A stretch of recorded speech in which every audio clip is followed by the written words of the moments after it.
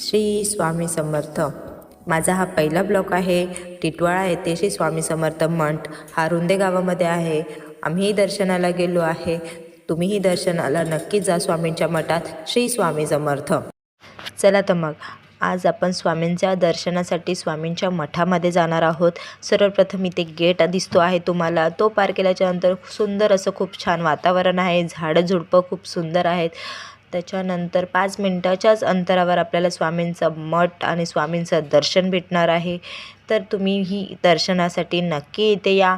खूप सुंदर असं वातावरण आहे आणि मठ हा 6:30 वाजेपर्यंत तुम्ही स्वामींचं दर्शन इथे येऊन घेऊ शकता। संध्याकाळी 6:30 वाजेपर्यंत स्वामींचं मठ चालू आहे।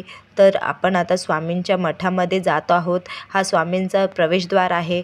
इथे आम्ही उतरलो आहे आणि स्वामींच्या मठाला तुम्ही मठ बघू शकता। स्वामींचा मठ कमी तिथे स्वामी हे स्वामींचं मठ आहे। टिटवाळा येथे रुंदा गाव तिथे हे स्वामींचं मठ। इथं प्रसन्न वाटतं। स्वामींचं दर्शन घेतल्याच्या नंतर खूप असं छान वाटलं, खूप प्रसन्न वाटलं आणि नक्की तुम्ही एकदा स्वामींच्या या मठामध्ये जाऊन या। स्वामींचे विचार स्वामींच्या इथं असं खूप सुंदर असं वातावरण आहे।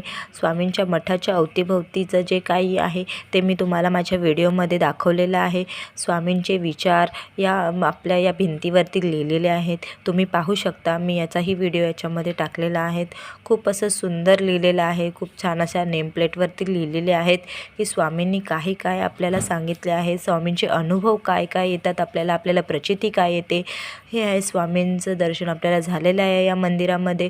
खूप असं सुंदर स्वामींचं मठ आहे आणि प्रसन्न वाटलं स्वामींना बघून। स्वामींची प्रचिती आल्याशिवाय राहत नाही। स्वामींचं नाव घ्या, स्वामींचं नामस्मरण करा, तुम्हाला प्रचिती आल्याशिवाय राहणार नाही। बोला श्री स्वामी समर्थ।